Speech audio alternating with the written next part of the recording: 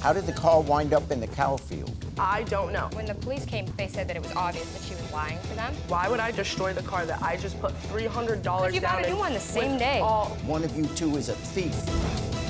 I realized all my money was missing. So automatically I knew she must have had taken it. She was the only one there. She had people come in her house every day, people that you and I both know. It's not true.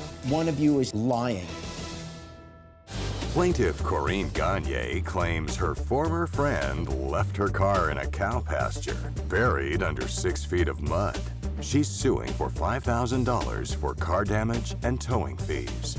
Defendant Thibedeau claims the plaintiff sold her the car, and she's the one who's a victim in this.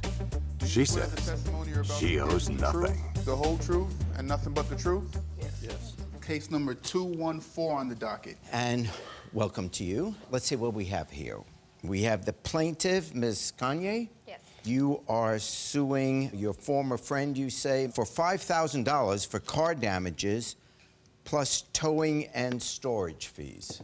Why don't I hear your side first, and then I'll get to you, okay? I'm suing her because she's the scumbag that decided to destroy the car that I let paid her you for. borrow. $200 isn't paying Okay, for a car.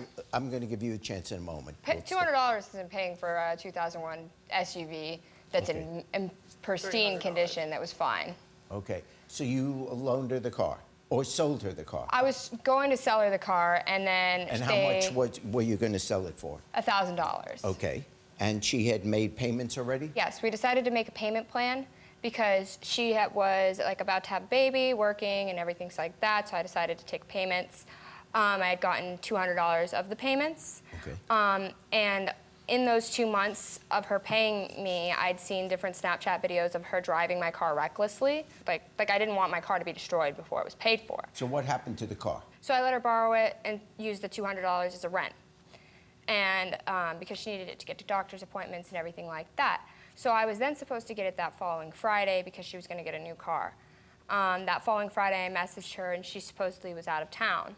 The next day I messaged her and she said, oh, I came back and the car was gone. I figured you grabbed it.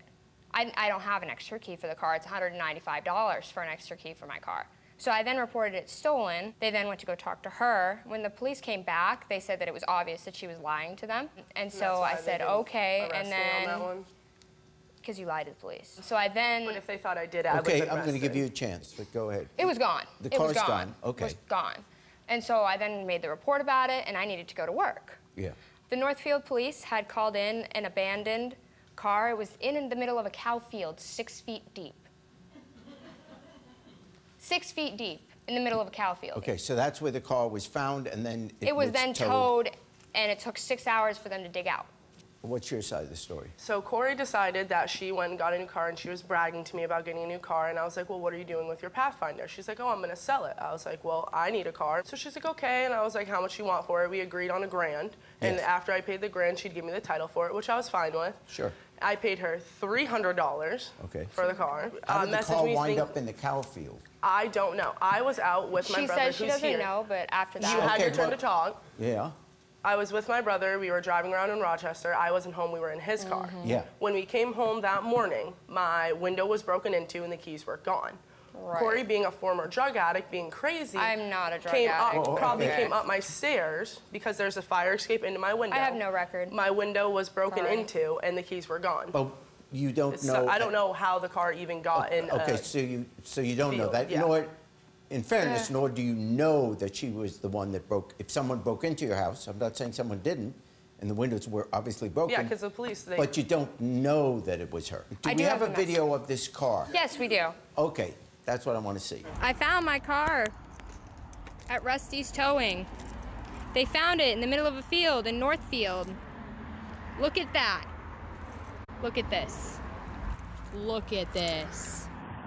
Let's accept the fact that the car... Hold on. I have before, too. Yeah, let me take a look. Oh, this is the before picture. Yeah, and I also have the messages that she's talking about of me saying that it was her driving recklessly.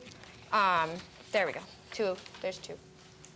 Now, you two guys started out as friends. Yeah, that's why I originally let her try to buy the car. Yeah. I then was angry, tried to get the car back, and then let her borrow it. My question would be kind of towards Corey. Why would I destroy the car that I just put $300 down? Because you bought a new one the same day. Why would I drive it in a field for one that I have no clue how to get through and leave all of my important stuff in there? Yeah, so there were Brandy's pictures in there too. And that's a good point. But also, on that same point, I'm trying to think of a possible motive the plaintiff would have for taking a car that she still owned, legally owned, and taking it to a cow pasture, having it basically ruined, then towed, then paying storage. In other words, when I look at this, I'm not saying someone didn't take the car, but I can't find a motive, frankly, for her to have done it. Why would you take your own car that you've only got $200 for so far and destroy it? It makes no sense for her to have taken it, and I understand what you just said. Yeah, because why would I destroy it? Right, I understand. So I'm thinking that neither of you two, maybe someone you know, maybe not, but neither of you two. So here's what I'm finding. There's no proof that either of you took it. This is not a criminal court. I can't make a judgment that one of you two is a thief, because that's a crime that people go to prison for. Plus, I'm just saying, no one has submitted proof that either of you two stole it. This is what I do know. Originally, you two were friends. Originally, there was the agreement, that you would purchase the car for $1,000 and pay $100 a month. At the time all this happened, you were making the payments. There's a discrepancy whether it's $200 or $300. So what I find now, since you still own the car, the title is still yours. Right, but... But what? Like, I can't get my car out of the impound. It's $2,000 right now. It was $750 to begin with. Like, I can't do that. Like, my entire life is messed up because of this. I just want my car back. You have another car. Okay, it doesn't drive in the winter. It drives in the winter. No, Your it stop doesn't. story's not needed. What do you think your responsibility is on this? I know that it wasn't me who stole the car. I gave you $300 for the car, so technically it's both of our cars. Technically, because we had an agreement. I gave you $300 out of the $1,000. In the police report, it says the last time, she said the last time that the keys were there were on her key ring. The original deal was that she would buy the car for $1,000.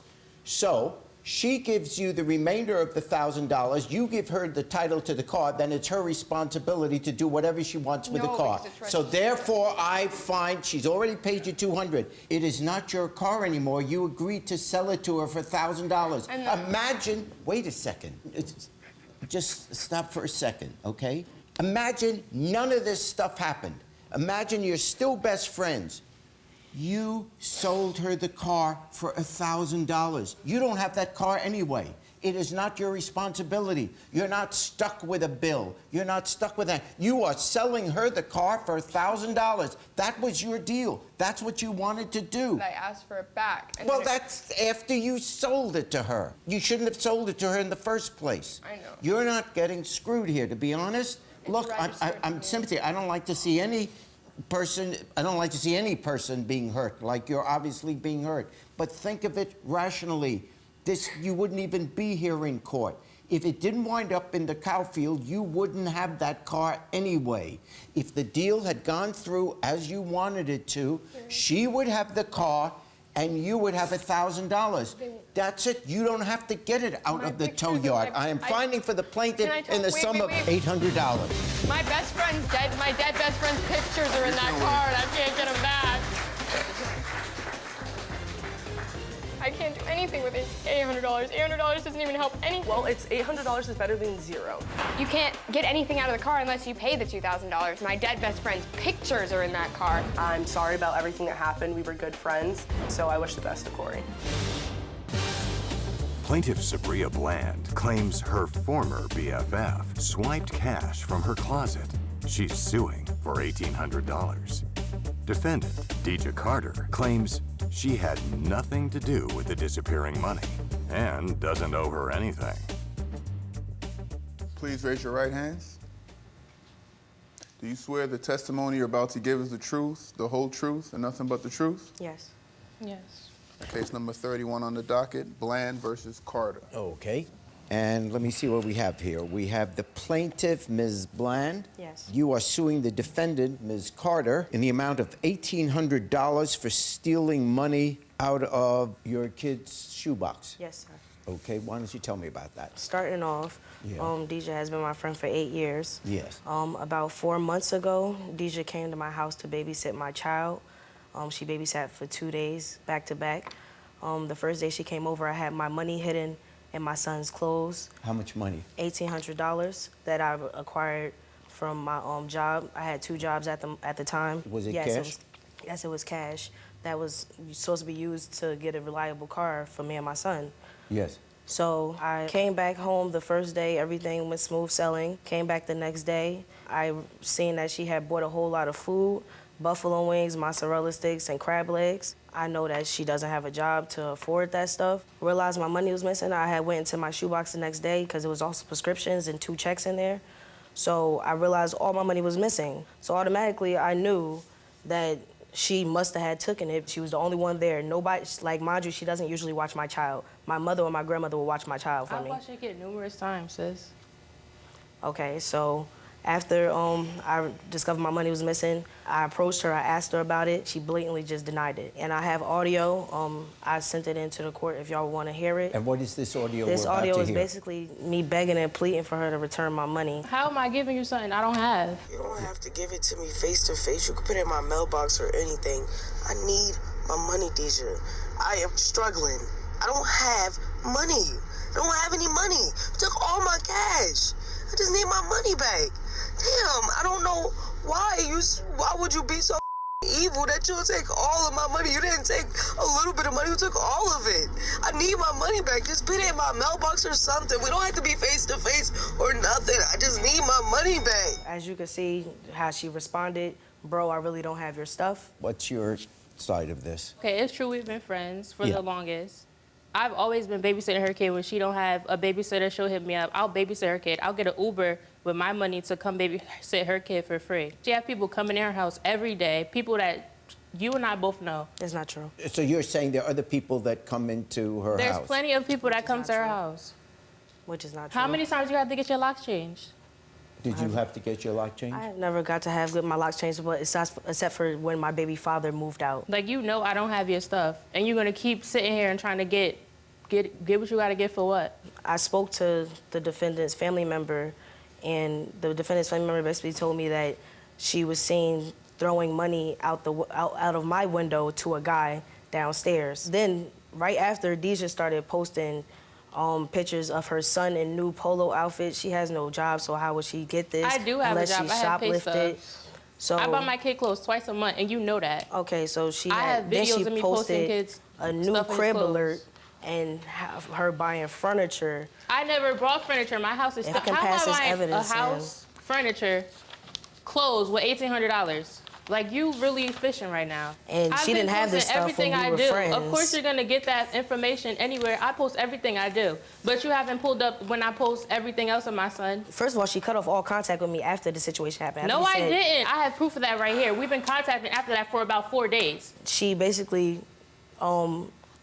proved what I was saying, that her family member had said, that it was a guy involved. What do you have? There was no guy involved. I have evidence. I told you from that so you can drop the criminal case. This is 2.5 months later, on March 15th, that she had sent me on Instagram. Please read. I told you I had somebody over there. I told them to stay there real quick while I used the car to grab something from. So, it seems clear to me that she really did lose the $1,800. In other words, that's gone.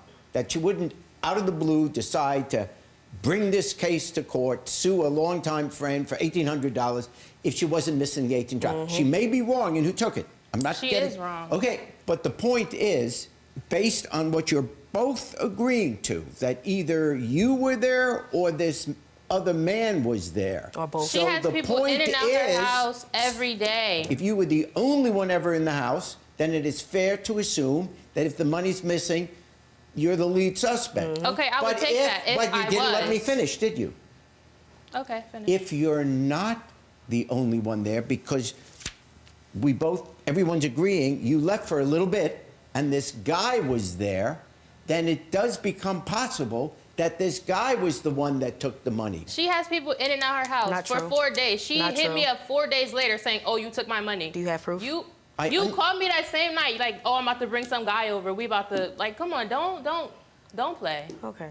So you ain't have nobody in the house the I have next no reason day? to lie, Your Honor.